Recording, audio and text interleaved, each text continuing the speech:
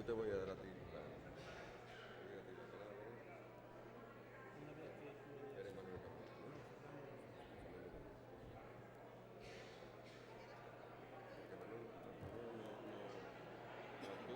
Sí, déjame, tú no intervienes. sí, para presentar la gente.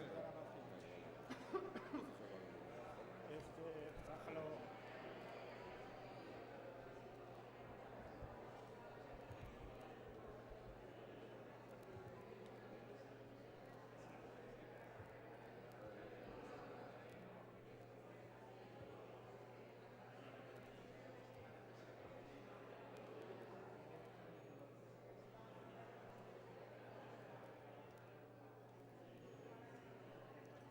Que lo tenía presentado, preparado de otra manera. Pero es igual. Ahora le voy a dar eso. Parece que hay interés en que empecemos. Mis palabras no pueden ser nada más que de bienvenida a la Fundación Cruzcampo, a Heineken España, que como ustedes saben es la compañía que generosamente dota el presupuesto de la Fundación, que permite hacer cosas de esta naturaleza, que no tienen nada que ver con el negocio. Y en pensando que estaba el día que hablamos sobre la posibilidad de celebrar aquí este acto, me acordaba de cuando en el año 2004, que se conmemoraba el centenario de la fundación de Cruzcampo, celebramos una serie de conferencias, un ciclo de conferencias titulados Grandes Centenarios. Y uno de los grandes centenarios fue el centenario del nacimiento de María Zambrano. En aquel momento, en esta mesa, hubo un debate interesantísimo sobre la metafísica de María Zambrano, y el comentario unánime cuando salimos a brindar después, que es lo que se suele hacer aquí cada vez que se celebra algo importante, todo el mundo comentaba eso: hay que ver cómo sois, que aquí se habla hasta de metafísica. Y a mí lo que se me ocurrió en ese momento es decir que hasta metafísica hay que hablar para vender cerveza. Bueno, pues eso no es lo que nos trae aquí. No pretendemos vender cerveza, aunque sí esperamos que cuando se vayan ustedes a tomar una por ahí, siempre vayan buscando una Cruzcampo, porque les garantizo que es buena. Pero lo que sí es verdad es que estamos convencidos, yo personalmente, el patronato de la Fundación y la compañía, que la cultura, el conocimiento, en todas sus fases, es un promotor, un dinamizador de la economía. La cultura está demostrado que es un dinamizador de la actividad humana y, como consecuencia de eso, un activador de la economía. El fomento de la economía se produce desarrollando una intensa actividad cultural, y no hay nada más que verse en el espejo de las sociedades que tienen un vasto programa de actividades culturales. Y eso es lo que se produce aquí esta tarde. A nosotros nos enorgullece enormemente que los organizadores hubieran pensado en que aquí se pudiera hacer un acto relacionado con la filosofía. Nos honra, nos honra. Pero además se da otra circunstancia que a mí me gusta resaltar ante ustedes, porque es de algo de lo que carecemos en esta sociedad nuestra de la que tanto nos quejamos. Se da sana complicidad. Miren ustedes, las sociedades modernas, las que más progresan, son aquellas que son capaces de unir los hombros todos y empujar en la misma dirección. En estos últimos días, con las cosas que han pasado, se ha hablado mucho de eso, de ir juntos, en concordia. Pues yo diría que es bueno ir en complicidad. Y aquí se da una complicidad también muy bonita. Está el mundo universitario, el mundo del pensamiento, el mundo de la economía de la banca con Caixa, que es patrocinador también de este congreso, y el mundo de la cerveza, como somos nosotros. Si fuéramos capaces de, en todo lo que hacemos, ir uniendo voluntades, generar esa sana complicidad, de que aquí nadie es enemigo de nadie, sino que todos estamos empujando en la misma dirección, seríamos una sociedad más próspera, más culta, más dinámica y mejor. Con todo esto dicho, no me podrán ustedes negar de que estamos contentos de que esto se celebre aquí. Y que al final de esta jornada nos iremos de aquí y seguro que nos vamos a ir un poquito mejores de lo que entramos. Así que muchísimas gracias a los organizadores, a Fernando, a Manolo, a Felipe y un conferenciante del que no voy a hablar yo nada, que podía decir algunas cosas, pero no es mi responsabilidad. Y sin más, le doy la palabra a ti. Venga, Fernando Moreno. Pues muchas gracias, don Julio. Corroboro totalmente sus palabras, que me llegan bastante profundo porque es una forma de pensar que comparto totalmente. Muchísimas gracias por sus palabras y por las atenciones que hemos recibido desde que ya aquel día, hablando de nuestro tema, usted empezó a hablar de filosofía y nosotros nos miramos y nos dijimos, aquí lo tenemos fácil, este señor sabe de esto también. Y así fue. Fue muy fácil contactar con usted y se lo agradecemos profundamente. Como se ha dicho, hoy iniciamos en esta sede de la Fundación Cruzcampo un ciclo de conferencias de 3 días, que tendrá continuidad mañana, día 3, a las 10 de la mañana, en el Paraninfo de la Universidad de Sevilla, mañana y tarde, para finalizar el viernes 4 al mediodía en el excelentísimo Ateneo de nuestra ciudad, esperando y deseando que nos acompañen ustedes también como hoy lo están haciendo.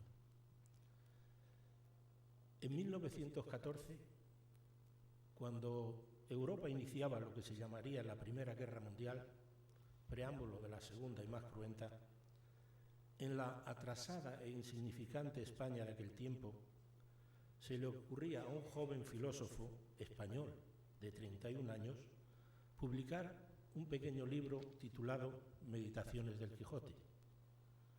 Hoy es un libro referente de carácter internacional y que personalmente animo a que se lea. El mismo año, curiosamente también, nace un niño que sería con el tiempo alumno, amigo y continuador de la obra del primero.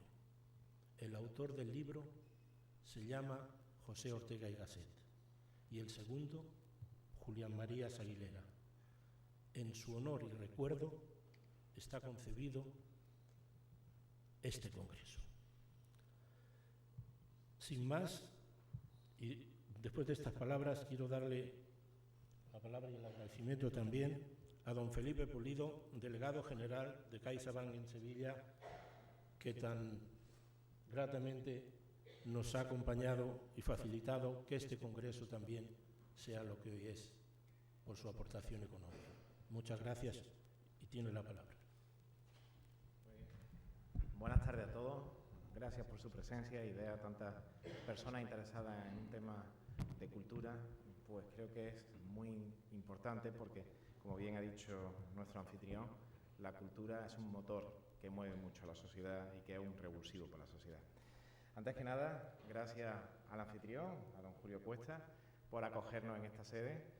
Creo que todo han sido facilidades para la organización del evento y siempre pues un placer venir a la Fundación Cruzcampo por el magnífico trato que hacen para cualquier evento que aquí se organiza. Cómo no, gracias a los organizadores. Le preguntaba quién más, a la Limón, sin más Fernando Moreno o Manuel Carmona. Los dos han estado ahí al pie del cañón y son los verdaderos artífices de que esto se haya materializado. Os aseguro que no es fruto de un día, por lo que me han estado contando, sino que han venido trabajando desde hace meses para que esto que hoy vamos a poder disfrutar y durante 2 días más nos va a acompañar, pues sea una realidad que se ha podido llevar a cabo. Os aseguro que en los tiempos que corren no es fácil organizar un evento de este tipo. Y como no, a nuestro ponente, a don Manuel Ángel Vázquez Medel, experto en la materia y que seguro que nos va a deleitar con su ponencia. ¿Por qué está aquí la Fundación La Caixa? ¿Por qué estamos nosotros patrocinando este evento? Miren, la Fundación La Caixa es la mayor fundación privada que hay en España, tiene un presupuesto de 500 millones de euros anuales, ininterrumpida esa cantidad durante estos años a pesar de la crisis, que la convierten en la primera fundación privada en importancia por presupuesto de España. Es la tercera de Europa y la quinta del mundo en presupuesto anual. Ese presupuesto principalmente se invierte en temas sociales, con una serie de convocatorias anuales que tenemos a lo largo del año al que se presentan distintos colectivos, pues en materia de marginación, de cooperación internacional, de violencia de género, en fin, en una serie de actividades que nosotros presentamos una serie de bases a las que optan los distintos colectivos. Y os aseguro que colectivos sevillanos son bastante agraciados por la necesidad, pero también por la calidad de sus proyectos. Pero hay otra serie de presupuestos de esa partida de 500 millones que los destinamos, pues por nuestro origen, pues a tema medioambiental, a tema de educación o a tema cultural. Tema cultural, hay algunas muestras muy evidentes y palpables, como son las sedes propias que tenemos de Cosmocaixa, que son museos de la ciencia, que hay en algunas ciudades, o los Caixa Forum, que son museos propios de la entidad, en donde se realizan distintas actividades relacionadas con arte, con cultura, con exposiciones, con congresos como de este tipo, y que en Sevilla podremos tener en breve, en un par de años máximo, pues un Caixa Forum propio en Sevilla. En aquellas ciudades en donde no tenemos estos espacios físicos, pues nosotros hacemos lo que se llaman las exposiciones itinerantes, y habrán visto esas carpas itinerantes que van recorriendo las ciudades, y en Sevilla hemos tenido muestras de ellas, como ha sido una exposición que fue Romano Lumbita, o hemos tenido más recientemente Íberos, y son exposiciones totalmente abiertas y gratuitas que recorren todas las ciudades de España. Después tenemos programas propios, a los que también optan entidades, como son en el tema del teatro Caixa Escena. Y hemos tenido hace poco aquí un congreso en Sevilla, donde chicos de distintos teatros de Andalucía pues, han venido a representar sus obras de teatro para favorecer esa inquietud cultural que puedan tener, acompañados de sus profesores. Pero también en la vida cultural de la ciudad estamos muy presentes. Somos los principales patronos del ciclo de ópera del Teatro de la Maestranza. Ahí llevamos ya muchos años, no es fruto ahora nuevo, sino que llevamos muchos años patrocinándolo. O otros eventos culturales que tiene la ciudad, como pueden ser ya pues, más relacionados con el mundo económico, pero como puede ser el SICAR, el Salón del Caballo, que es la tercera muestra de atracción de turistas a la ciudad, después de la Semana Santa y la feria. Pues el SICAR es el que más visitantes trae a la ciudad. Entonces, en esa vida cultural, social de la ciudad, y por supuesto en la económica, a través de nuestras oficinas, pues estamos muy presentes. Entonces, cuando el Congreso, los organizadores también se pusieron en contacto con la Fundación La Caixa, se valora la calidad del Congreso y decidimos estar aquí presentes. Y dentro de ese presupuesto general, en donde hay una partida que es para temas culturales, pues es donde se engloba nuestra aportación al día de hoy. Simplemente reiterar el agradecimiento. Seguro que si están aquí es porque verdaderamente tienen vocación de seguir aprendiendo. Les doy la enhorabuena por esa inquietud que siguen manteniendo y espero que cuando termine el Congreso dentro de 2 días pues diga, ha merecido la pena. Estoy seguro que será de ello. Muchísimas gracias. Yo creo que merece.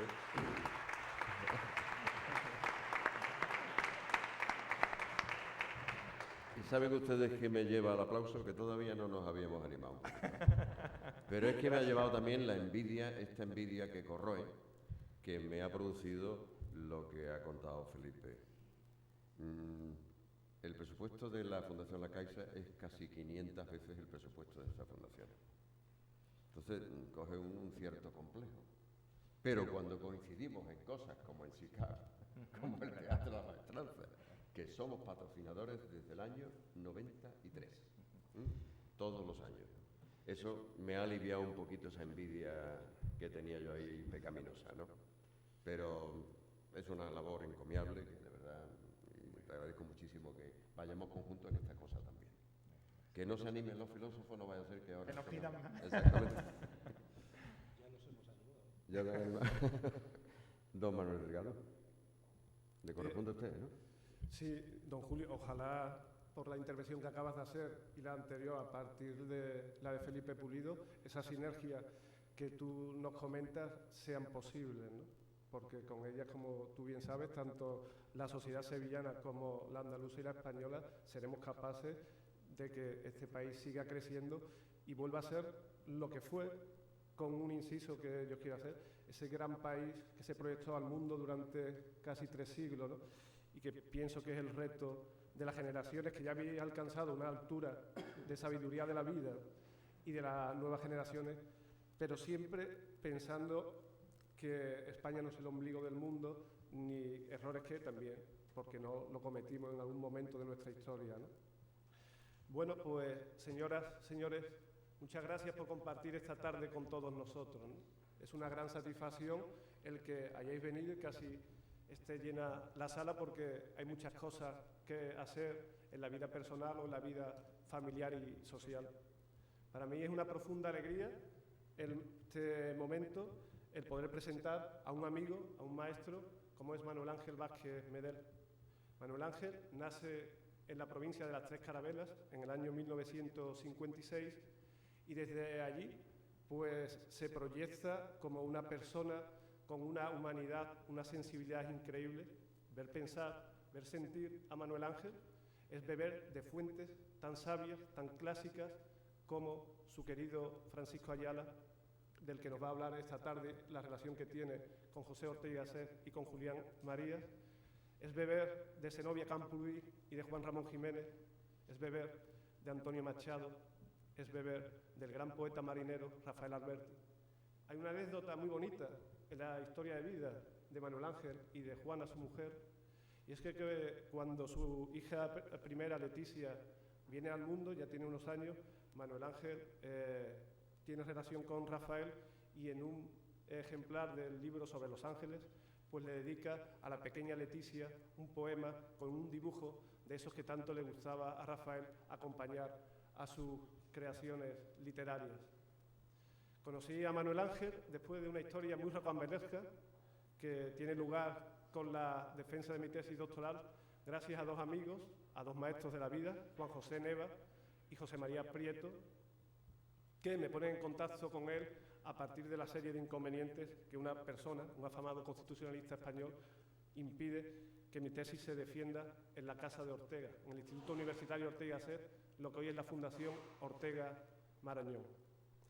Cuando yo llegué de la editorial donde trabajaba entonces, al despacho de Manuel Ángel, me recibe con María José, que era la secretaria académica del departamento, me mira y me dice: Manuel, es solo cuestión de voluntad. María José convalida de los créditos de su programa de doctorado, convalida de su diploma de estudios avanzados e inscríbelo en nuestro programa, ¿no? A partir de ahí empezamos a trabajar hasta que el 20 de abril pudimos defender mi tesis doctoral, La persona, según Ortega y Marías, dos filosofías para el siglo XXI, un enfoque comunicacional. Ortega creó junto a Manuel García Morente, de quien estuvimos hablando el día que vinimos a ver a don Julio Cuesta, junto a José Gao, Xavier Zubiri, el mismo Julián Marías ya como estudiante. Anteriormente María Zambrano había pasado por esa Facultad de Filosofía y Letras, que, como diría Marías años después, fue la mejor facultad de Filosofía y Letras de Europa y hoy podemos decir de Occidente, ¿no?, de la época. Pues Manuel Ángel, hace 25 años, recibió el encargo, junto a Jorge Urrutia, de fundar la Facultad de Ciencias de la Comunicación de Sevilla. Han pasado 25 años, hemos pasado ya al menos 2 o 3 generaciones de estudiantes por sus aulas y hoy podemos sentirnos satisfechos, felices de recibir el magisterio de él y de sus compañeros, porque no solo estamos recibiendo conocimiento, aprendizaje intelectual, profesional, sino también una escuela de cómo vivir y cómo convivir, ¿no? Una de las grandes enseñanzas para la vida que me ha transmitido Manuel Ángel, no solo a mi persona, aquí están Francisco Javier, está Manuel Grullón, entre las personas que veo a bote pronto en el público, es esa enseñanza de valores cívicos, ¿no? Señoras y señores, esto es la auténtica política, de la cual tanto necesidad tenemos, no solo en España, sino a nivel mundial en estos momentos de la historia, ¿no? Ortega, hace aproximadamente un siglo, escribió un famoso ensayo que dio en en el sitio de Bilbao, que fue el programa La pedagogía social como programa político y social, ¿no? Ahí y en otros momentos de su obra, Ortega se plantea, piensa, siente, medita acerca de qué es construir un país. Ortega, como todo en su vida, después de mirar a la gente de su tiempo, a los hombres y mujeres con los que se relacionaba, tanto a la gente, digamos, de la élite, de la ciencia, como a la gente del pueblo. Tenemos, bueno, una foto en la que se ve a Julián Marías y a Ortega, ¿no?, paseando. Hemos estado hablando esta tarde de en qué sitio podía ser, ¿no? Pues a ellos les encantaba pasar por las calles de Madrid y ver a esos hombres y mujeres que decía Ortega que era indecente que después de pasar la maldita guerra civil aún tenían alegría para seguir viviendo, para seguir teniendo proyectos de vida. Pues con personas como Manuel Ángel y las personas que la acompañan es posible hacer ese país que dijo Ortega, ¿no?, que qué es un país y qué es hacer un país. Dice, lo que cada persona, hombre o mujer, se plantea cada día cuando sale de su casa. Precisamente Eso fue lo que hicieron un joven y una joven mujer, que estudiaron con él, que como han apuntado ellos anteriormente, primero fueron sus estudiantes, después fueron sus discípulos y al final se convirtieron en sus amigos y continuadores. Julián Marías Aguilera y Dolores Franco. Sin Lolita, como a él le gustaba llamar, no se podría entender la figura de Julián Marías. Él dice, yo he hecho una obra, muchos libros, dice, pero mi mujer ha hecho lo más importante de nuestra vida, 5 vidas, una desgraciadamente muerta siendo un niño. Dice, han sido 5 Marías Franco, cada uno con su biografía, cada uno con su personalidad. Llegado este momento, me toca callarme y cederle la palabra a mi amigo, a mi maestro, Manuel Ángel Vázquez Meder. Muchas gracias.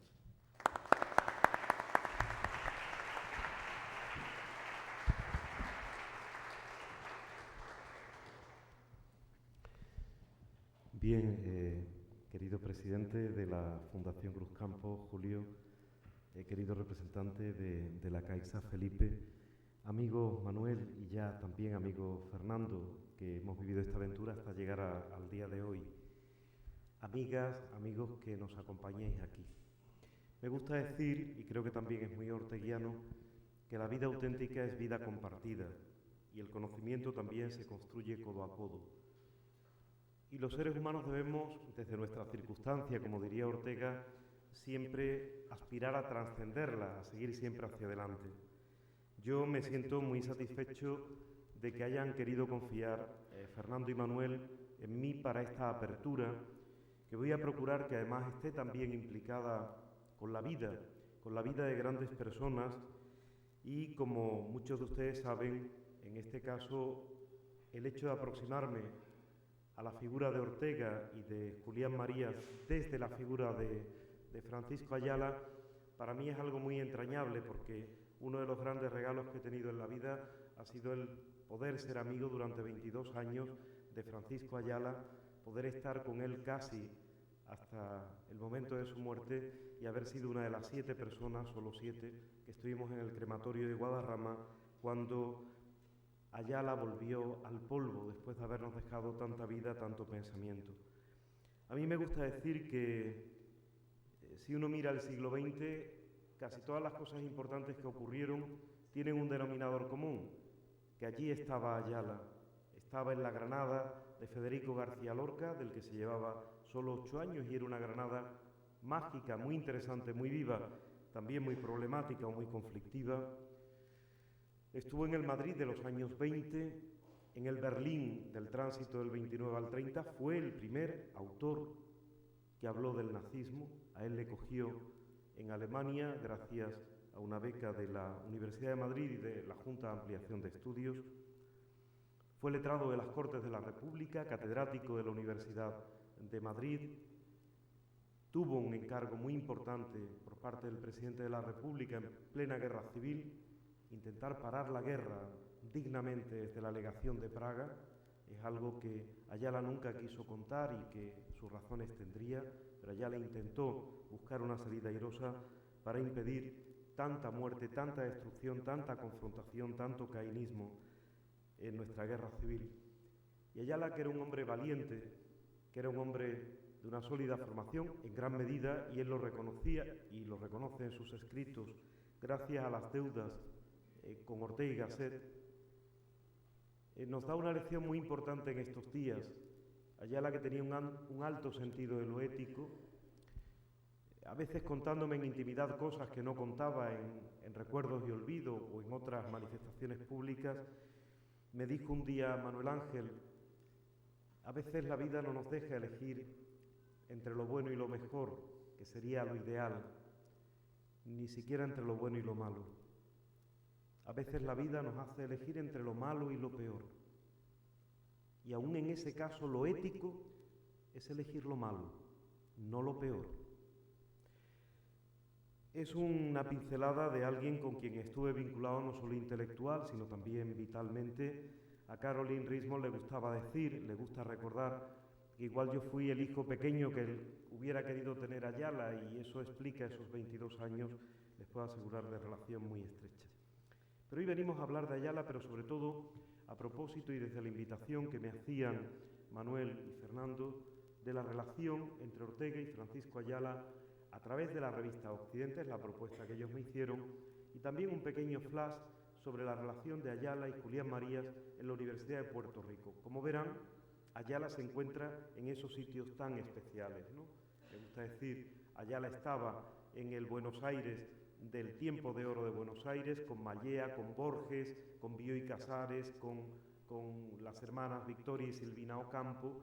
Estaba en Puerto Rico en la edad de oro de la Universidad de Puerto Rico, en el tiempo del rectorado de Jaime Benítez, un orteguiano empedernido, cuando estaban allí Juan Ramón Jiménez y estaba Pedro Salinas y estaba tantos intelectuales, y él tuvo un papel muy importante, igual que Ayala estará en Nueva York, en las Naciones Unidas, durante un tiempo con misiones muy importantes y en lugares siempre verdaderamente extraordinarios. El punto de partida, el motivo que nos lleva aquí es también, no lo quiero olvidar, Meditaciones del Quijote, la obra que Ortega publica, es su primer libro, la recopilación de... Esa era un poco la dinámica de Ortega también como intelectual, como hombre que no solo buscaba construir el conocimiento, sino transferir el conocimiento, ponerlo al servicio de la vida.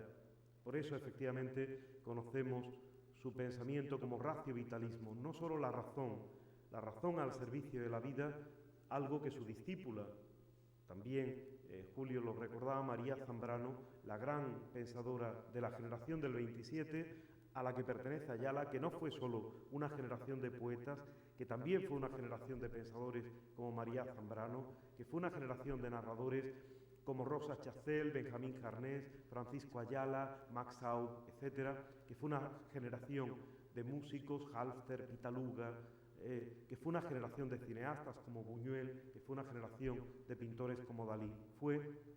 Algunos han sido tímidos, no han querido aplicar el marbete del segundo siglo de oro de la literatura y la cultura y el pensamiento español, porque fue muy prematuramente truncado, desgraciadamente, pero sí ha hecho fortuna el rótulo que José Carlos Mainer le aplicó, la Edad de Plata, ya que hemos reservado para esa época de plenitud de los siglos XVI y XVII el nombre del siglo de oro o los siglos de oro, si nos referimos a ambos.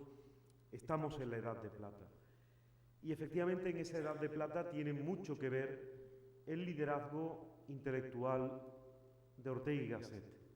Me van a permitir que, para centrar y recordar también que estamos en un año estratégico, tenemos la suerte, la fortuna de que los principios de siglo en España, desde el siglo XVII, en que se publica en 1605 la primera parte del Quijote y en 1614 la segunda parte del Quijote, más importante a mi juicio que la primera, el año que viene deberíamos recordarlo, y también para conmemorar en el año 16 el cuarto centenario de la muerte de Miguel de Cervantes. Ya los británicos se están preparando para celebrar a bombo y platillo el cuarto centenario de Shakespeare. Coincidieron, aun con calendarios distintos y en fecha diferente, en morir Shakespeare y Cervantes el mismo día 23 de abril de 1616, razón por la cual conmemoramos, celebramos la feria, el Día del Libro, el Día Mundial del Libro y de la Lectura, el 23 de abril. Pues bien, desde esa dimensión cervantina, que tiene que seguir configurando la realidad de nuestro país, que tiene que ser un motivo para repensar nuestra realidad, nuestro pasado, nuestro presente, pero sobre todo para proyectarnos sobre el futuro, Ortega decide, con calma, con lentitud, responder de alguna manera a la vida de Don Quijote y Sancho, del otro gran intelectual de la generación anterior, Don Miguel de Unamuno. Ojalá que tuviéramos intelectuales valientes como Unamuno, que no le importaba incluso medírselas con el rey, aunque ello le costara que lo expulsaran de España, que lo desterraran a Lanzarote o a Hendaya. Y Ortega, en el año 14, en 1914, escribe una obra que creo que nadie ha ponderado, ha valorado con tanta justicia y con tanta justeza como Francisco Ayala, cómplice en tantas cosas del pensamiento orteguiano, heredero y discípulo de él y a mucha honra, y ahora lo verán ustedes. Dice Ayala en Ortega y Gasset, crítico literario, que hace unos días también mi querida compañera de mi grupo de investigación, Elisa, me mandaba en una versión inglesa prueba del peso que tiene también ese texto de Ayala, Ortega y Gasset, crítico literario, publicado en Revista Occidente, como no, en 1974, ya muerto el pensador. Y dice así Ayala, para situarnos ahí: en la historia de la crítica literaria, el nombre de Ortega y Gasset es imprescindible, pues en este, como en los demás sectores de la actividad cultural, ha sido muy decisiva la influencia de su pensamiento. Abrió caminos y estableció pautas que continúan vigentes. Su visión del Quijote no solo contrapesó la de Unamuno, frente a la que intencionalmente se alzaba, sino que al subrayar los recursos puestos en juego por Cervantes para componer su obra maestra, ha configurado las actitudes de la crítica profesional y académica ulterior, y su análisis de la personalidad de escritores tan importantes como Baroja no ha sido superado hasta la fecha, dice Ayala. Y añade algo muy interesante, que me va a ahorrar comentarios posteriores. Sin embargo, sería erróneo, quizá imposible, el intento de estudiar la tarea crítico-literaria de Ortega como un sector aislado, separable del resto de su producción, que a primera vista se presenta como muy heterogénea, pero que tan pronto como se le presta la debida atención, revela una íntima trabazón de extrema coherencia, obligando a entender cada aspecto, cada detalle, por referencia al todo del riguroso sistema subyacente. Así, el Ortega crítico literario nos remite enseguida e ineludiblemente al Ortega filósofo, quien ya en su primer libro, Meditaciones del Quijote, caracterizado por el autor como unos ensayos de varia lección y no mucha consecuencia, describe de esta manera el plan que se propone seguir. Dado un hecho, un hombre, un libro, un cuadro, un paisaje, un error, un dolor, hay que llevarlo por el camino más corto a la plenitud de su significado. Sigue abundando, el texto es impecable. Ayala es también en eso heredero de Ortega, un ensayista de pulcritud y precisión y riqueza verdaderamente extraordinaria. Y bien, ese año, efectivamente, como se ha recordado, nacía Julián Marías. Curiosamente, Ortega, como ven, está a medio camino entre la generación de Ortega, que efectivamente pues le lleva más años, y esa diferencia de edad, tan solo 8, pero lo suficiente para pertenecer a contextos diferentes, pero se encontraría, y como ustedes verán, con mucha intensidad y con mucha lealtad, Marías y Ayala. Cuando Francisco Ayala llega a Madrid, desde su Granada natal a finales del 20 o principios del 21, él no lo ha precisado, aún tiene 14 años, pero ya su mente sólida y despierta para aprovechar su sólida formación, su buena formación, y proponerse de inmediato, como todo ser inteligente, una imprescindible actualización gracias a su paso por la Biblioteca Nacional.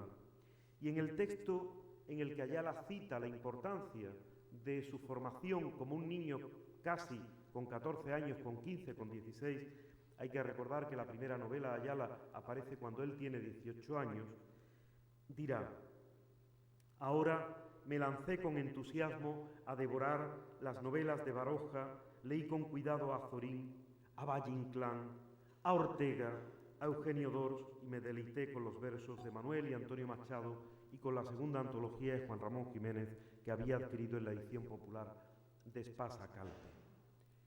Un Ayala muy joven se da cuenta de que en la biblioteca de su casa, que dice que no llegaba mucho más allá de Pereda, Galdós y Clarín para la prosa y acaso algo del modernismo en poesía, Ayala es un sabio porque sabe que le queda siempre mucho por saber y es un hombre lleno de avidez por el conocimiento. No sabemos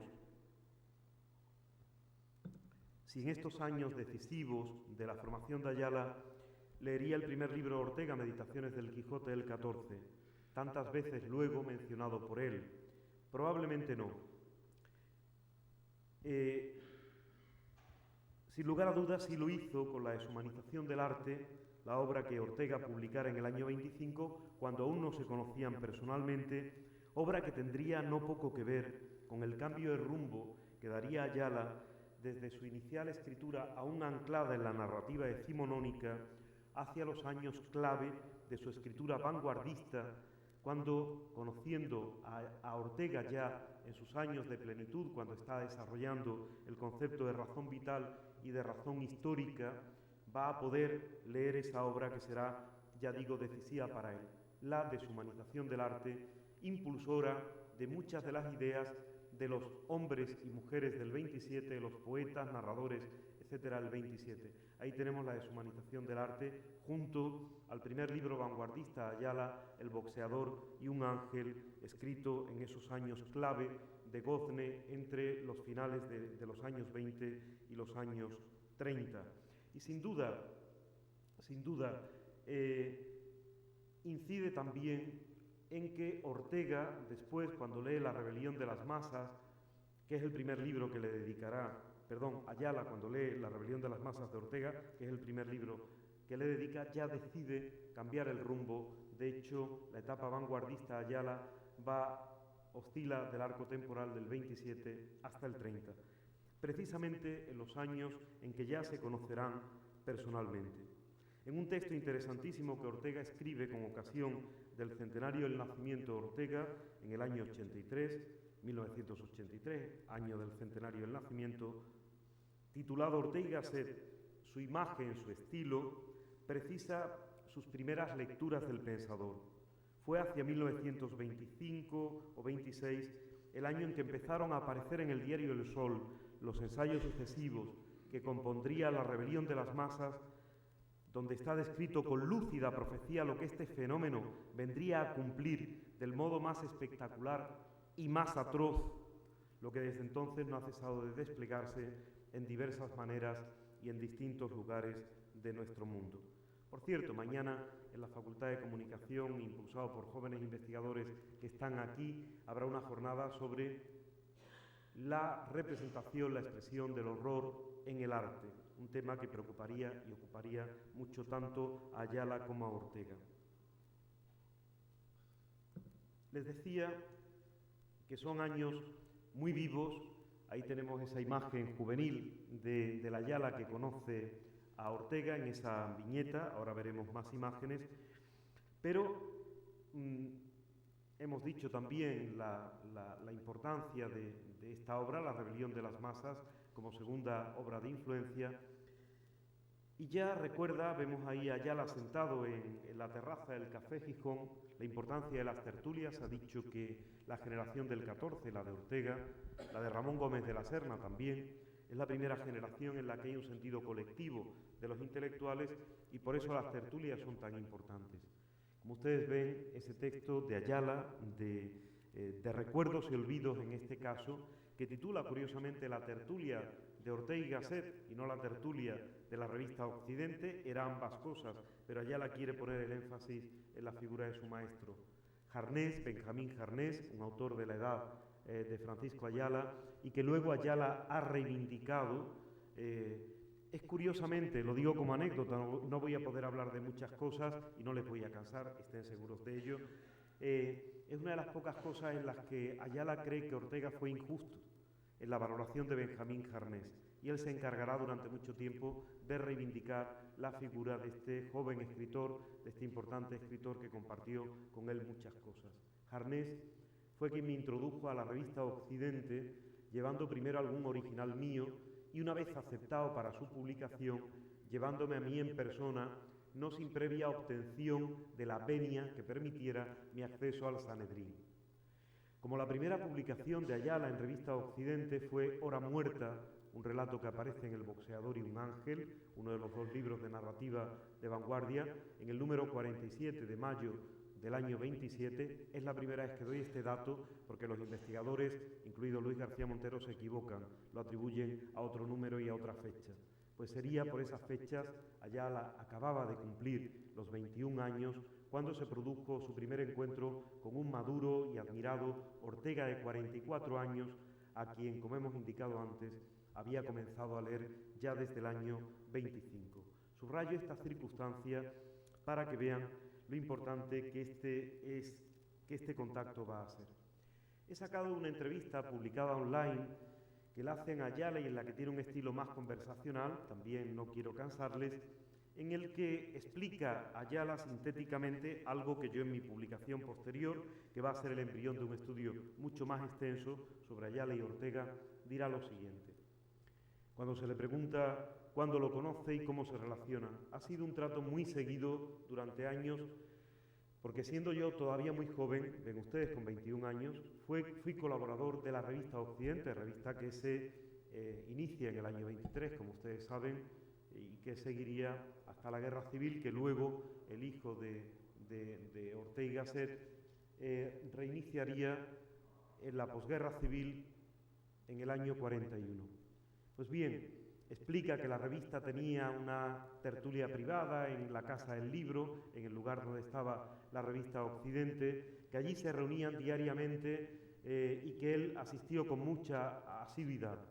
Insiste siempre que Ortega era el centro de la tertulia, incluso explica en su texto de Recuerdos y Olvidos cómo cuando a veces estaban hablando de cosas intrascendentes, de las cosas del día, de los chismes, incluso dice Ayala, cuando entraba Ortega, cuando aparecía Ortega, de manera absolutamente natural se iba elevando el tono de la conversación hasta adquirir, sin las formalidades académicas, una dimensión verdaderamente importante. Tertulia de nivel intelectual, como ustedes ven, donde se trataban las cosas de la vida, claro que sí, y la política y la vida nacional y la vida internacional, y donde se hablaba de libros. Una tertulia diaria, en donde todos los días Ayala iba.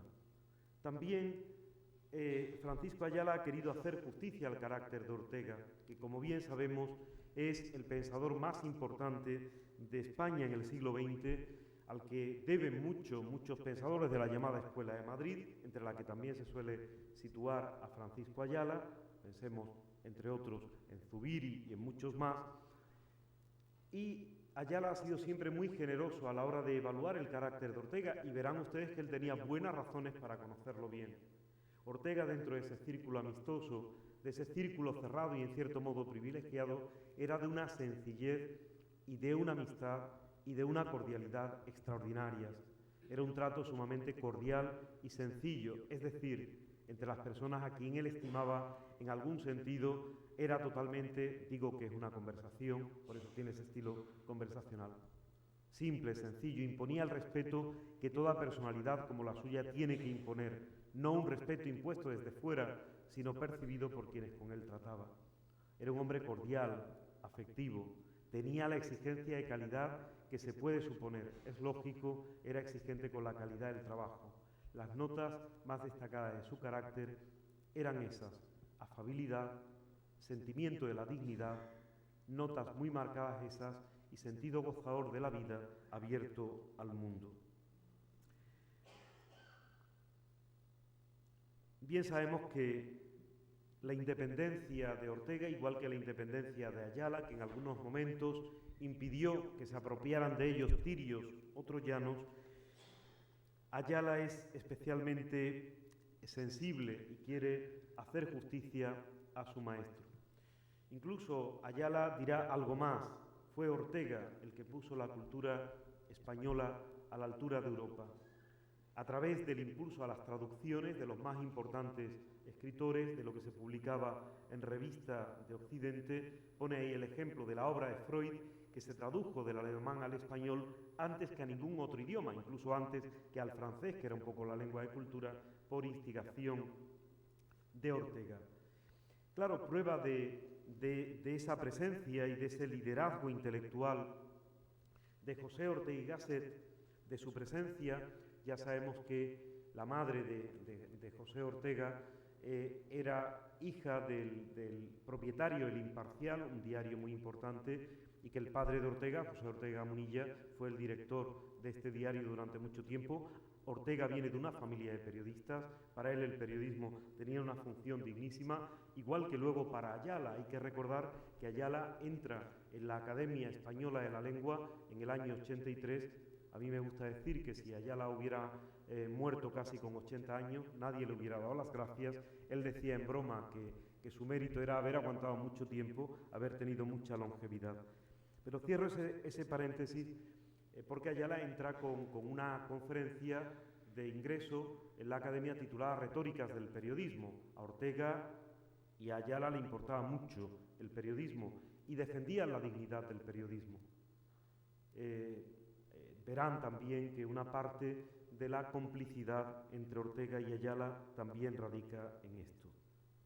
Sin duda, Ortega debió confiar pronto en las cualidades de este joven que precozmente terminaba su carrera de Derecho, leía su tesis doctoral sobre Derecho Constitucional, ganaba, recién proclamada la República en el año 31, por la que tanto hizo para su advenimiento Ortega, igual que el propio Unamuno, aunque también, desgraciadamente, tempranamente les desilusionara en tantas cosas, y hay que recordar que la República no estuvo siempre regida por fuerzas políticas de izquierda y que algunos de sus periodos más terribles fueron los periodos de la ceda, los periodos involucionistas, a veces con episodios tan dramáticos como la represión de Asturias del año 34. Se hizo en la República, la gente no sé por qué vincula la República con el Frente Popular, que como ustedes bien saben, solo se inicia el mismo año de la guerra, en el año 36. Lo digo como nota a pie de página. ¿Qué ocurre en estos años? ¿Qué está intentando Ortega? Pues bueno, Ortega se está convirtiendo, sobre todo para los jóvenes intelectuales, en el gran líder. Vean ustedes que en el año 29, 2 años antes de la caída de la dictadura de Miguel Primo de Rivera, un grupo de jóvenes firman un manifiesto dirigido a Ortega que dice lo siguiente: poco tiempo hace surgió entre nosotros, unos cuantos escritores, la idea de organizar un grupo de carácter político, de la más amplia ideología, dentro del horizonte de la libertad y de tono y significación distintivamente intelectuales. Creemos que se impone con urgencia la necesidad de que los intelectuales españoles, muy particularmente los intelectuales jóvenes, definan sus diversas actitudes políticas y salgan de ese apoliticismo, de ese apartamiento no pocas veces reprochable que les ha llevado a desentenderse de los más hondos problemas de la vida española. La política no es un ejercicio que se pueda desprender de los demás de la inteligencia, ni una reducida especialidad de los profesionales. Es un objetivo esencial del pensamiento y una parcela importantísima en el área de la cultura.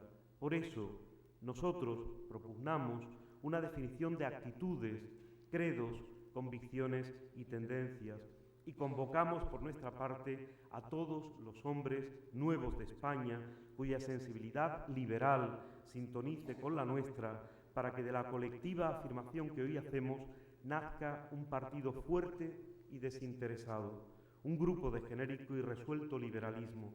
Por lo tanto, un grupo que no adquiera con los viejos partidos históricos otro compromiso que el de la mutua ayuda en los problemas comunes, ni alce otra bandera que la del pensar libre y moderno dentro de la soberanía fundamental del derecho. Eran muchos los que firmaban ese manifiesto, pero algunos nombres les va a sonar especialmente: Corpus Varga, Antonio Espina, Benjamín Jarnés, Pedro Salinas, Francisco Pina, Ramón J. Sender, Federico García Lorca y, por supuesto, Francisco Ayala. Fíjense qué contexto tan parecido, un llamamiento de los jóvenes a decir, bueno, hay que buscar políticas de consenso, políticas que no estén corrompidas como los viejos partidos que se iban turnando, y piden a Ortega que lidere ese compromiso que ellos llamaban entonces liberal. Ayala me decía en los últimos años de su vida que liberal era una palabra muy hermosa porque indicaba quien amaba la libertad, y que en la actualidad el neoliberalismo la había convertido en una palabra odiosa porque era la palabra que caracterizaba la inhumanidad de quienes anteponen una economía ciega y especulativa a los seres humanos concretos, a la vida y a la muerte de los seres humanos. Por eso Ayala decidió en los últimos años de su vida, sabiendo que la palabra liberal y sobre todo neoliberal había ocupado otro sentido. Pero se trataba de hombres y mujeres que defendían la libertad, que querían mirar hacia adelante, que querían incluso dialogar desde diferentes sensibilidades políticas.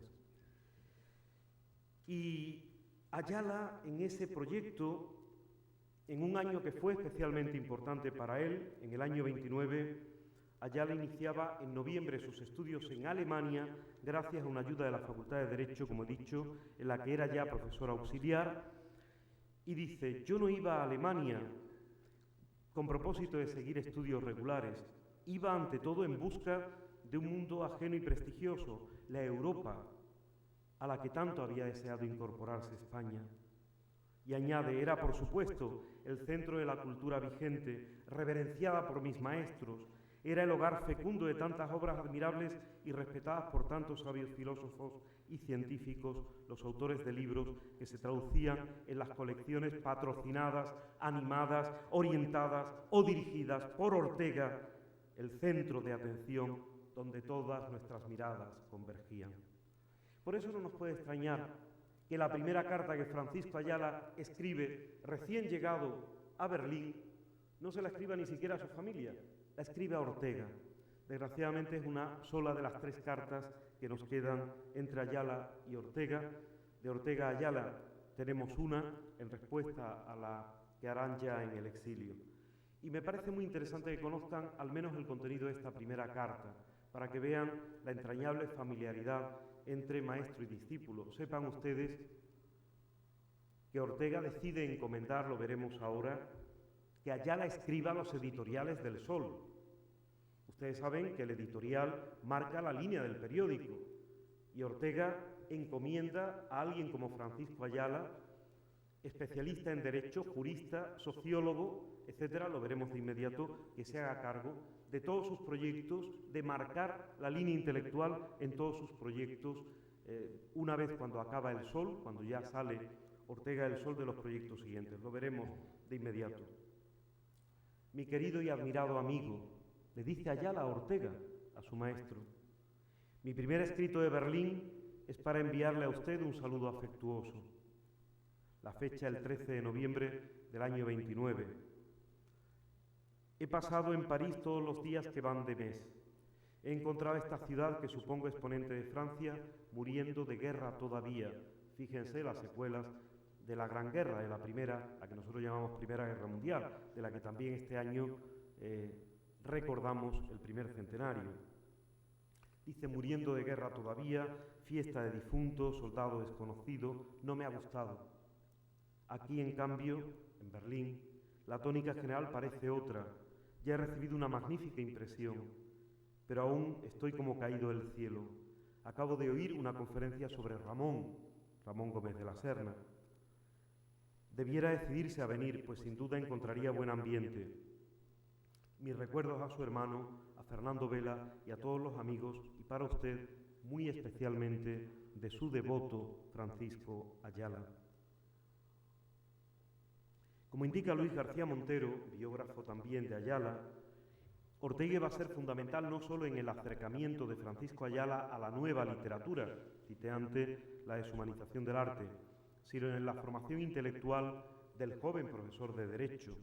El ensayismo representado por la rebelión de las masas tendría un peso evidente junto a la sociología alemana en su obra, definida como respuesta meditada a las contradicciones de la realidad y como voluntad clara de interpretación del presente. Ortega y Ayala vivieron siempre, insobornablemente, estemos o no de acuerdo con ellos, su compromiso como intelectuales, no con ninguna causa, no con ningún partido, no con ninguna bandería, sino con el pueblo español, con la ciudadanía, para intentar orientar el sentido desde la crisis y para salir de ella.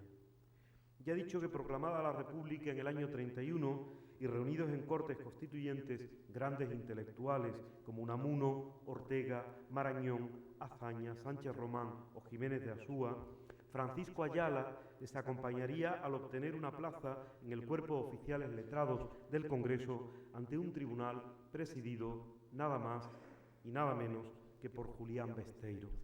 Nuestro puesto en las Cortes, dirá Ayala, nos permitía ser testigos privilegiados del acontecer político, presenciando sobre el hemiciclo los hechos sensacionales que configuraban el destino trágico del país.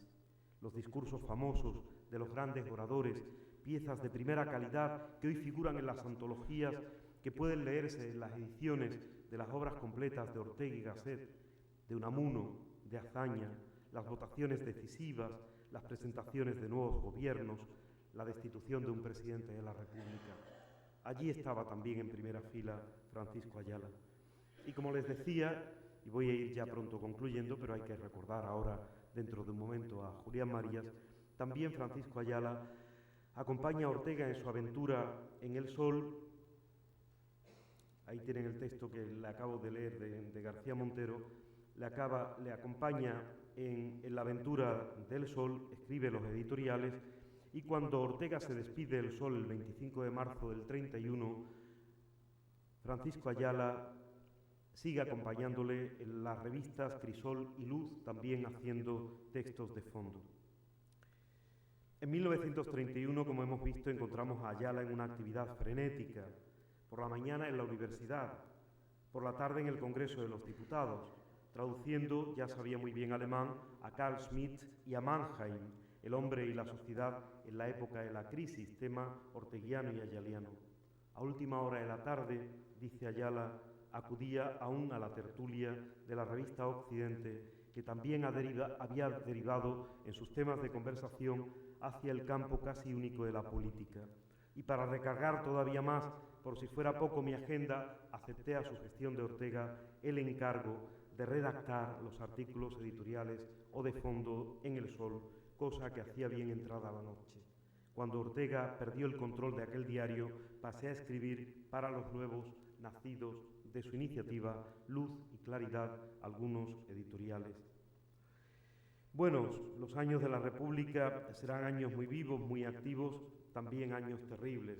No voy a reparar en el trágico destino también que van a seguir Ortega y Ayala en ese contexto al tener que marcharse en distintos momentos de España. Quiero recordar con todo que también en esos años escribe Ortega Misión de la Universidad, texto que, como muchos otros de Ortega, yo también a título personal he tenido muy presente en mi propia trayectoria. No hay que olvidar, haciéndolo hoy desde aquí, que Ortega fue el primero que escribió una teoría de Andalucía, con la que yo no he estado de acuerdo.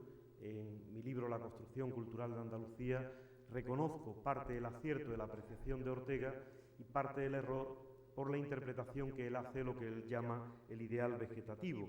Pero Ortega era una persona muy fina y, si no acierta en las consecuencias de su diagnóstico, diagnostica bastante bien. Ortega y Ayala perderían el contacto en la debacle de la guerra.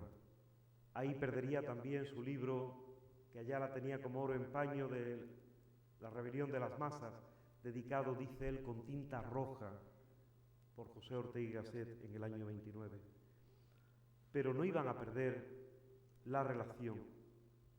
Ayala parte para el exilio, se va a Argentina, a Buenos Aires, como ustedes bien saben. Ahí tienen la cubierta de ese libro espléndido que Irma Emiliozzi ha publicado sobre la relación de Ayala en el diario La Nación de Buenos Aires, en el que tantas veces defendió a Ortega, estando en unos años ya duros. Ustedes saben lo mal que se interpretó el regreso de José Ortega a Lisboa, y posteriormente era un momento en el que los intelectuales en el exilio estaban hipersensibles, pero Ayala se mantuvo siempre entre orteguianos.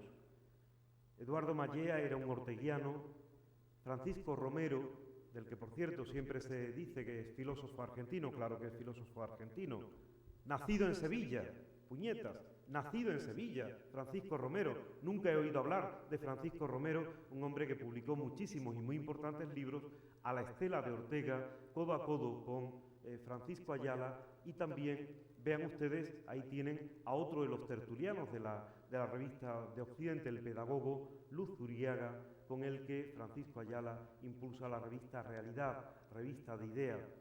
Dice Jordi Gracia, Ortega cruza de punta a cabo la colección de Realidad, está en el primer número y literalmente cierra el último. Sin embargo, este o aquel artículo quiebran parte del retrato inmaculado y prefiguran un crédito más inestable de lo que parece. Pero Ortega está presente porque están constantemente evocándoles. Ya ven ustedes que en ese ensayo es Luz Uriaga el que habla de Ortega y Gasset y sus obras completas. pero Ortega no llega a publicar en la revista Realidad. Él no publica. Y Francisco Ayala insistirá ya desde Puerto Rico, cuando a Ayala se le hace insoportable la atmósfera asfixiante de la política peronista, y se va a Puerto Rico a buscar, Ayala siempre, mayor libertad. Y de nuevo Ayala se va a encontrar con un orteguiano empedernido, el rector Jaime Benítez, al que yo tuve la suerte de conocer y con el que tengo algunas fotos, junto con Alberti, junto con Pepe Hierro, junto con, lo he recordado estos días, Félix Grande, que nos ha dejado también, como otros tantos importantes poetas en lo que llevamos de año. Ayala dirigirá, como les dije antes, otras 2 cartas a Ortega, ya situado en Lisboa, para invitarle a colaborar. La primera fechada el 16 de enero del 53, Ortega responde muy cariñosamente el 2 de febrero, podrán leer en mi publicación las cartas de Ortega y Ayala. Y Ayala le vuelve a escribir para agradecerle su promesa de enviar algo para la revista. Solo quiero traer a colación de las cartas entre Ortega y Ayala un poco el tratamiento, ¿no? La familiaridad que tienen, ¿no? A Ayala le gustaba tratar a la gente que apreciaba y quería respetuosamente de usted. Después había algunos insensatos que le llamaban Paco Ayala, ¿no? Yo siempre le decía don Francisco, y él me hablaba a mí de usted, y creo que efectivamente pocos afectos tan intensos puede haber habido como el que yo tuve con Ayala. Le decía, mi querido don José, bueno, es la primera, iba a leer la segunda, pero la primera es todavía más entrañable, claro, sabiendo que a la altura del año 53 hay muchos intelectuales desafectos con Ortega que no le han entendido bien, que no entienden que Ayala esté muy herido, que Ayala no encuentra su sitio ni en el exilio, ni en España, ni en ninguna parte, una circunstancia en la que abundarán mis compañeros en los próximos días. Mi querido don José, su hijo Pepe, me comunica su dirección de Lisboa para que le escriba directamente a usted en relación con el anhelado artículo que esperamos recibir para nuestra revista La Torre. Benítez tendría una alegría enorme si pudiéramos inaugurarla con una colaboración de usted. En cuanto a mí, no hay que decir. Y termina firmando diciendo, ya sabe que me tiene a su disposición para cuanto guste. Con el cariño de siempre, le saluda Francisco Ayala. Han pasado los años, han perdido el contacto. Ayala no ha perdido la referencia de Ortega. En las obras completas de Ayala son cientos las citas de Ortega que aparecen tanto en la obra sociológica, el Tratado de Sociología y la Introducción a las Ciencias Sociales, como en la obra de estudios literarios.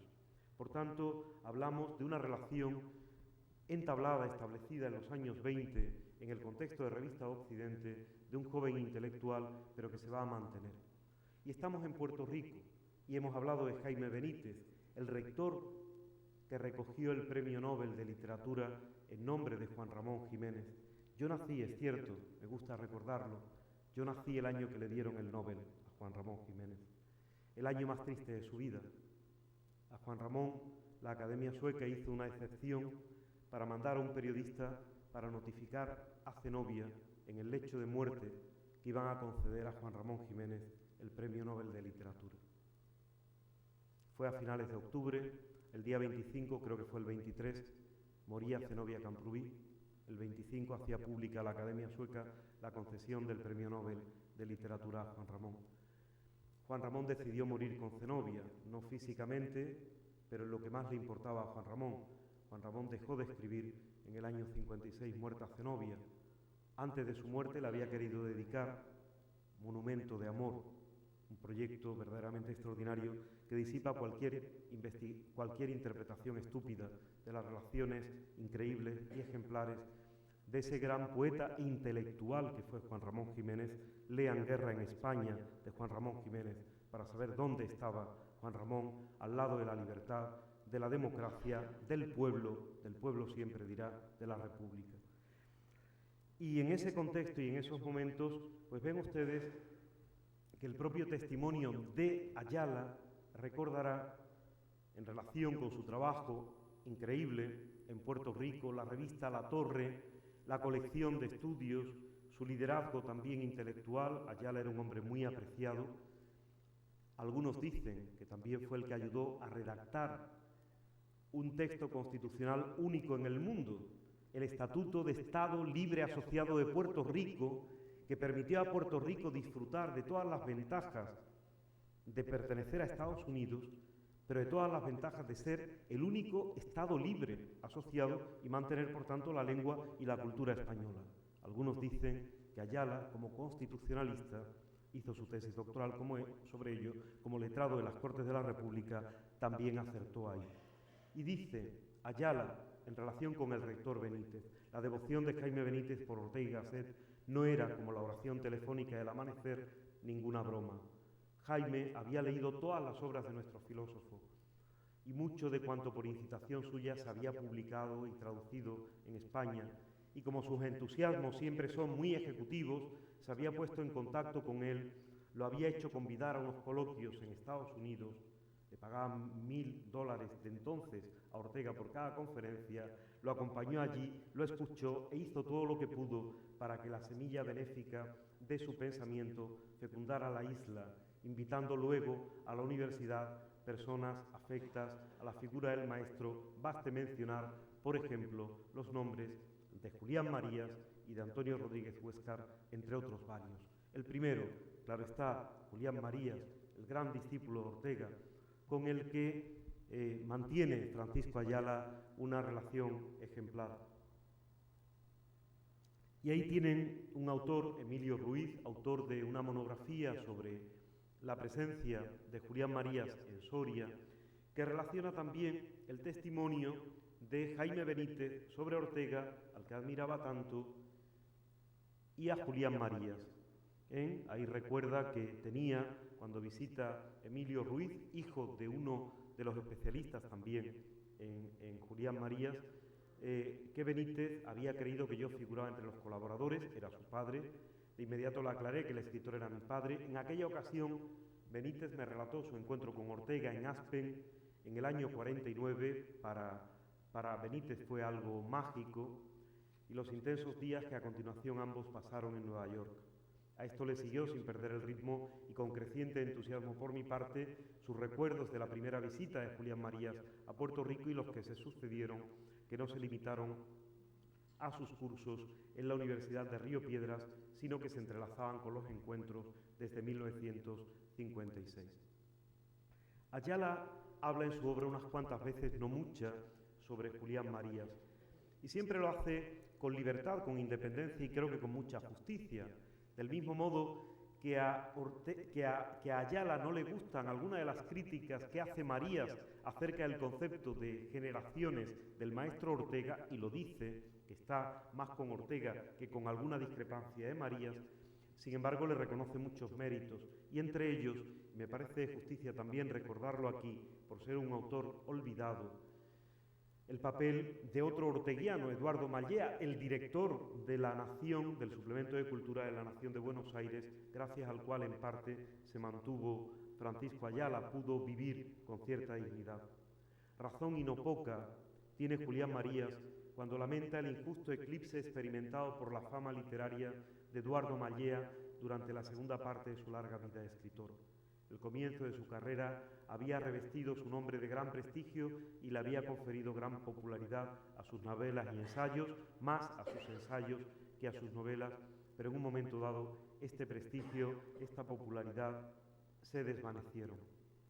Finalmente querría recordar que la actitud personal y de relación de Ayala y Marías, con quien alguna vez coincidí en la academia, cuando Francisco Ayala quería que la acompañara en alguna ocasión, curiosamente fue la misma persona la que recibió muchos años antes a Julián Marías en su ingreso en la academia que a Francisco Ayala. Rafael Lapesa, es una coincidencia curiosa, pero también quiero recordar con cordialidad que durante los años 72 al 77, cuando Julián Marías, que había estado ya en Soria desde mucho antes, organiza una serie de encuentros. Entre ellos ven ustedes la larga relación de personas que van a los encuentros de Soria, promovidos, impulsados, animados por Julián Marías, y entre ellos, además de Luis Rosales, de Rafael Lapesa, de Laín Entralgo, de Miguel Delibes, de Rosa Chacel, etc., ahí está Francisco Ayala. Concluimos. Ya podremos ver con mucho más detalle y analizar también la influencia viva, fecunda, de unos pensadores en otros. Ortega, a los 100 años de la publicación de su primer libro, Meditación del Quijote, merece ser recordado y reivindicado, pero no como una figura de museo, sino como alguien vivo, cuya palabra sigue siendo vigente en el siglo XXI, como merecen ser recordados y vividos con intensidad sus escritos, esas otras dos personas ejemplares de vidas distintas y a veces distantes, pero que demostraron la fecundidad del pensamiento orteguiano.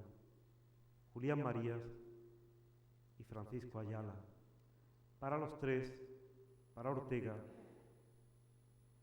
para Marías, para Ayala, era muy cierto aquello que decía nuestro don Antonio Machado, que también aprendió mucho de Ortega.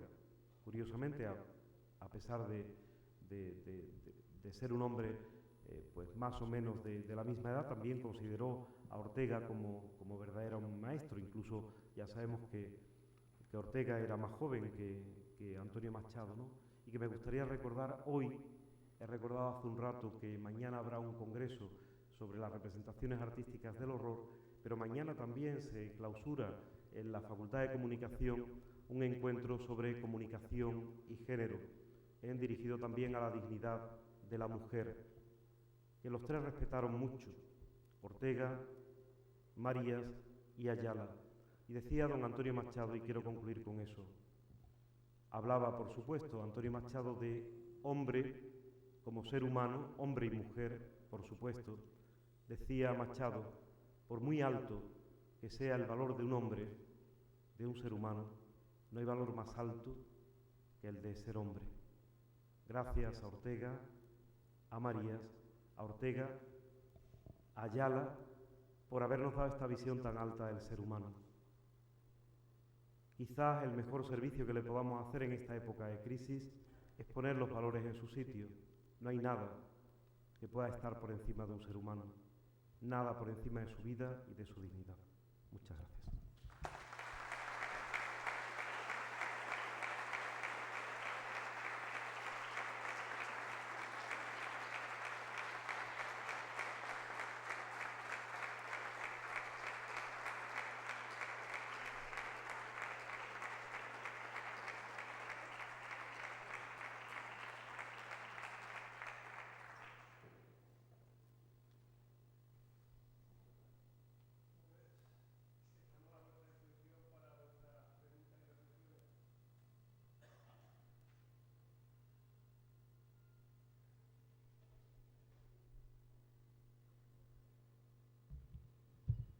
¿Abro el fuego? Bueno, algunas cosas que se me han ido ocurriendo en esta brillantísima disertación, recorrido, que no solamente ha puesto de manifiesto la trayectoria que estos pensadores han tenido, sino algunas cosas importantísimas. Una, el sentido corporativista que tenían los intelectuales, que no tenemos. El sentido de complicidad, que no tenemos. La capacidad de elevarse tan alto que lo que se decía en ese manifiesto, esa reclamación por un líder, esa reclamación por nuevos españoles, siga siendo verdad. Fíjense la grandeza del pensamiento. Otra cosa que se me ha ocurrido al escuchar a Manuel Ángel es el concepto de liberalismo. ¿Cómo es un término tan libre que se utiliza según convenga y que vaya degenerando? Y has hecho una reivindicación del liberalismo de verdad, que probablemente es donde esté el futuro.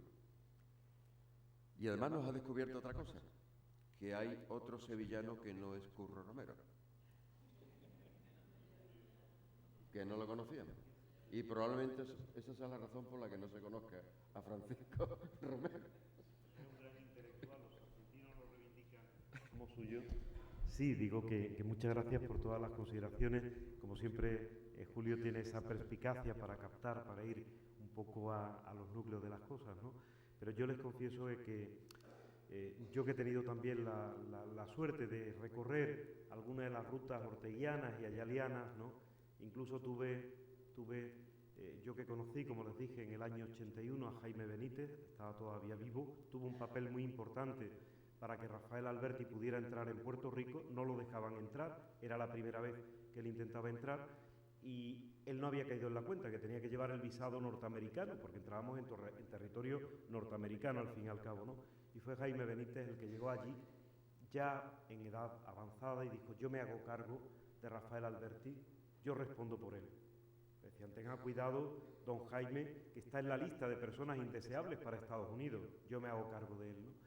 Y la anécdota que iba a comentar, ¿no?, es que cuando fui la última vez a Puerto Rico, también siguiendo un poco las huellas de Ayala, su papel importante, incluso, por cierto, en el impulso de un cineclub en la Universidad de Río Piedras de Puerto Rico. Él impulsó el cine, claro, él fue el primer autor, Francisco Ayala, que escribió un libro sobre cine en España, Indagación del Cinema, en el año 29, cuando tenía tan solo 23 años.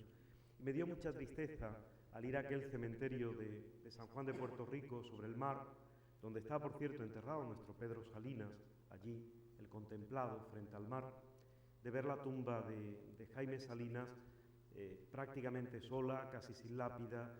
Me dio mucha pena, mucha tristeza. Por eso hoy he querido entretejer y reivindicar no solo a Ortega, sino a todos esos orteguianos ejemplares que fueron Jaime Benítez, que fueron Eduardo Mallea y que fue, por supuesto, Francisco Romero, el codirector con Ayala de la revista Realidad, en ese gran pensador argentino del que cuando estuve en Buenos Aires me traje, estaban sus libros a precio de lance en las librerías de viejo, ¿no?, como un valor no en alza, un libro que compraba uno por unos pocos pesos, ¿no? Y efectivamente, yo me voy a comprometer a reivindicar el nombre de Francisco Romero, igual que me voy a comprometer a hacer una pequeña monografía sobre Ortega y Ayala. Tendrá su epítome también con la relación de Julián Marías. Hay más datos por descubrir. Posiblemente en ese texto será en el que por primera vez aparezcan las 3 cartas de Ayala a Ortega y la respuesta de Ortega, que no han aparecido juntas todavía en ningún sitio, ¿no? Así que a partir de aquí vamos a seguir trabajando, que es lo que a mí me gusta al fin y al cabo, ¿no?, hacer eso que llamaba Juan Ramón Jiménez el trabajo gustoso, ¿no? Así que muchas gracias, Julio, por tus consideraciones.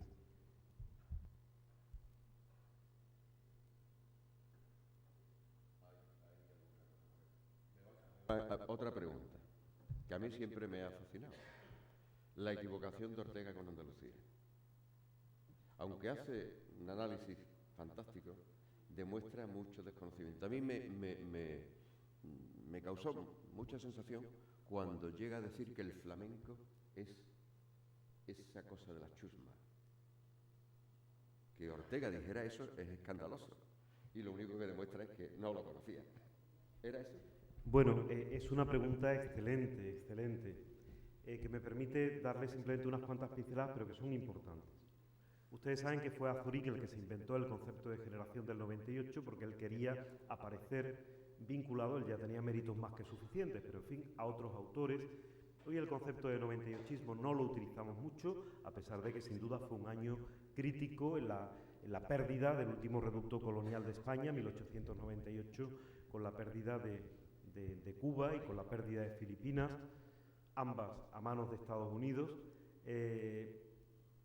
y en ese contexto y en ese momento sí hay que recordar que el intento de construcción, de dar una respuesta, siempre la idea de que España está en crisis, de que España no se encuentra, de que España es un conflicto, de que España es un problema, lleva a los hombres del 98 y muy especialmente a algunos como Unamuno, que creo que se equivocan también en muchas cosas, a pensar España desde Castilla. Ustedes saben que el leitmotiv para los hombres del 98, España es Castilla. Hasta un sevillano como Antonio Machado, que tiene la suerte, ¿por qué no?, de conocer y de vivir con intensidad las tierras de Castilla. Por supuesto, Soria, donde conoce a su amada Leonor, luego Segovia. Va a escribir Campos de Castilla y va a ser un poco la obra central nuclear de la trayectoria de nuestro Antonio Machado.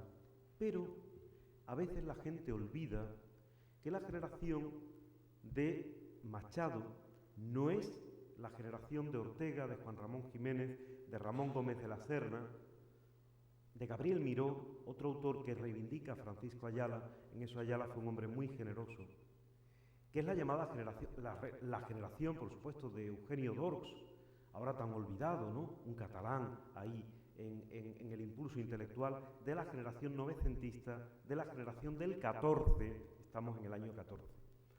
Pero en esa generación hay alguien, Juan Ramón Jiménez, que es el padre espiritual de la reivindicación cultural de Andalucía.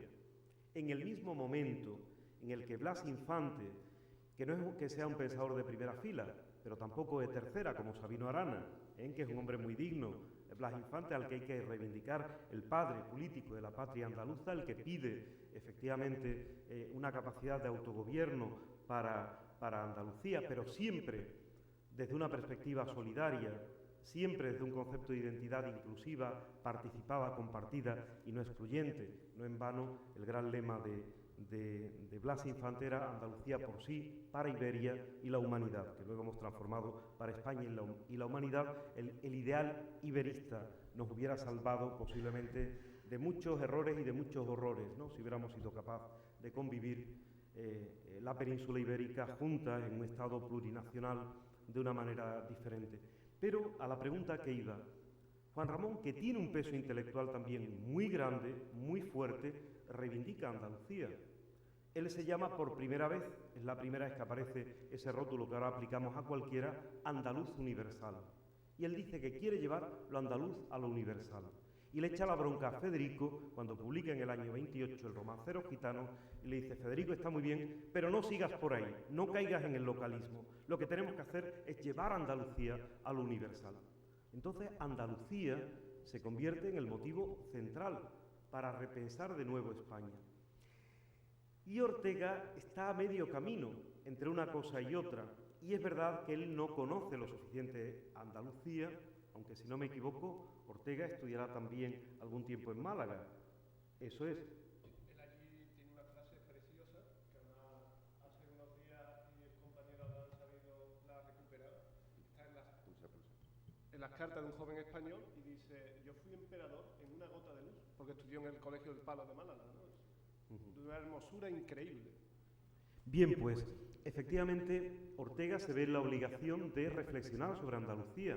No olviden ustedes, a veces la memoria es muy flaca, que el privilegio constitucional que se le dio a Cataluña, al País Vasco y a Galicia, por haber tenido estatutos de autonomía en la España de la República, algo a lo que, por cierto, se oponía Ortega, argumentadamente, era su argumento, en la España invertebrada, él tenía una visión más centralista, podríamos llamarlo. Todo en esta vida tiene ventajas y tiene inconvenientes, pero claro, Ortega se da cuenta de que en ese momento, miren, Andalucía tuvo que ir a la vía del 151 a costa de riñones para decir: yo no soy menos que Cataluña, que el País Vasco y que Galicia, porque no dio tiempo a votar el Estatuto de Autonomía para Andalucía en la República, porque se proclamó la Guerra Civil.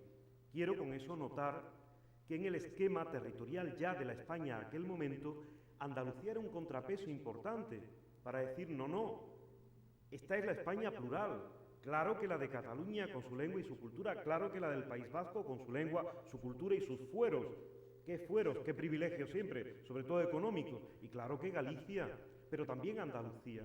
Andalucía rompía entonces, como ahora, la idea de una España imposible, que se iba a desmembrar. Andalucía tenía mucho peso. Andalucía tenía en esos momentos, como intelectuales y como escritores, a Machado, a los dos Machado, a Manuel y Antonio Machado. Hay que ser justos también. A Juan Ramón Jiménez, pero tenía ya a escritores como Federico García Lorca, de Granada, Rafael Alberti, de Cádiz, Vicente Alexandre, nacido aquí al lado, en Sevilla, en la Puerta Jerez, y criado también en la Ciudad del Paraíso, en Málaga, pero tenía también a Prados y Alto Laguirre, a Luis Cernuda. En ese momento lo que está en boga es la cultura andaluza. Y Ortega se ve en la responsabilidad de hacer su teoría Andalucía. Que hay una cosa en la que él acierta. Primero, Ortega es muy listo y tiene intuiciones comparatistas. Curiosamente compara Andalucía nada más y nada menos que con China. Curiosamente ahora tenemos una alumna en el Máster de Comunicación y Cultura, China, que quiere trabajar sobre la comparación entre la cultura china y la cultura andaluza, y le he dicho, parta de Ortega. Pero ¿dónde está el error? He hecho este largo excursus para darnos cuenta que Andalucía fue muy importante culturalmente, que la nueva España se hacía desde Andalucía. Y en ese contexto, Ortega acierta en algo. Los andaluces, voy a decirlo primero como lo dice Antonio Machado en el Juan de Mairena, solo los andaluces que no han caído en el culto perverso del consumir, que no han cambiado sus derechos de primogenitura por un plato de lentejas, pueden salvar esta realidad en la que estamos.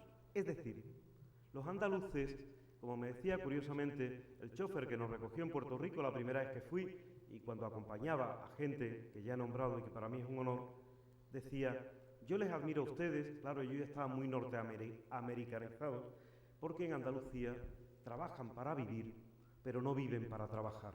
Aquí vivimos para trabajar. Y Ortega lo que llama el ideal vegetativo es simplemente no la indolencia, no que Andalucía es una tierra grasa, ubérrima, son las palabras que él utiliza, una tierra en la que todo está al alcance. Curiosamente, donde pone Marguerite Yourcenar, el jardín de las Hespérides, Andalucía o las Hespérides, léanlo. Claro, Andalucía es tan exuberante que los andaluces somos muy vagos, no queremos darle un palo al agua. Y en eso se equivoca Ortega. En lo que sí acierta es que para los andaluces la vida compartida, los ritos, la vida familiar, la alegría y la tristeza, decía Blas Infante, que Andalucía es la tierra más alegre de los hombres más tristes del mundo, porque verdaderamente la Andalucía de principios de siglo era terrible. Entonces, Ortega acierta en parte, pero efectivamente creo que no es capaz de imbuirse dentro de todo lo que supone Andalucía, sobre todo como la ve Antonio Machado en el Juan de Mairena, por el mismo tiempo, como un potencial transformador. Dicho en suma y síntesis, cuando Erich Fromm en los años 60 dice, miren, le podemos dar todas las vueltas que queramos, pero los seres humanos o nos orientamos hacia el tener o hacia el ser. Y lo digo delante de una institución como la Caixa, en la que, por supuesto, el objetivo y el lucro económico y la productividad y objetivos que son muy encomiables, no ha ahogado que los seres humanos, aparte de tener y aparte de poder, somos lo que somos en nuestra circunstancia, y que, como decía Ortega en las meditaciones del Quijote, yo soy yo y mi circunstancia, y no me salvo si no salvo mi circunstancia. Así que mucho ánimo para afrontar la crisis desde Andalucía, con ideas nuevas, con nuestra identidad no excluyente, que no tiene necesidad de afirmar lo propio por negación de lo ajeno, que ha conseguido que el flamenco sea cultura universal, patrimonio de la humanidad, y que da un poco la respuesta a Ortega, que no era Dios, como nadie, y que se equivocaba en algunas apreciaciones. La teoría generacional ha sido corregida, muchas de sus ideas sobre la tecnología, que era un tema importante, el propio tiempo las obliga a matizar, pero que tenía una gran perspicacia y una gran capacidad, incluso cuando se equivoca, como en la teoría de Andalucía, en la que hay una parte en la que acierta y otra en la que al menos yo difiero. Pues fíjense las cosas tan bonitas que nos ha contado Manuel Ángel y las cosas tan bonitas y tan provechosas que patrocina la Caixa y que hacen personalidades tan dispares. ¿Saben ustedes que este señor es ingeniero, aficionado a la filosofía? Para que vean la grandeza que tiene la mente humana. Don Manuel, ¿quiere usted decir algo antes de que nos convide usted a una cerveza? No, le va a tocar a Manuel Ángel convidar. Yo encantadísimo. Ya a algunos de los que he invitado les he dicho vengan, además, no tanto por mi conferencia, sino por la generosidad, la acogida, la hospitalidad, que es una de las virtudes andaluzas, ¿no? Y como vamos a ser muy bien acogidos, pues claro que les voy a invitar con mucho gusto a la cerveza y a lo que venga con la cerveza. Dos pequeños apuntes, ¿no? Siguiendo con vuestras reflexiones. Ese libro, Las Meditaciones del Quijote, se lo edita y se lo dedica a un insigne andaluz, don Francisco Giner de los Ríos. Lo publica en la editorial de la Institución Libre de Enseñanza. en la primera edición, y se lo dedica a Francisco Giner, que es el que ha hecho la mejor escuela de pedagogía de hombres y mujeres de España. Del que, por cierto, el próximo año 15 celebramos el centenario, y yo ya me anticiparé porque estamos en el centenario de la publicación, también de Platero y yo, como saben. El 23 estaremos en el Ateneo todo el día leyendo Platero y yo, y en el aula de la experiencia, mis queridos amigos que también están aquí presentes, el día 3 de octubre mi conferencia de apertura del curso 14-15 va a ser Platero y yo y el ideal educativo de Francisco Giner de los Ríos, ese por el que dijo Antonio Machado, yunque sonar, enmudecer campanas. Y lo último, que tenemos a un andaluz de Estados Unidos, como lo definió el amigo Julián María, que es don Harold Reilly, que junto a su señora Vicky Reilly han tenido el inmenso detalle humano de venir desde Houston a acompañarnos durante esta semana. Fantástico. Damos a ellos también un aplauso.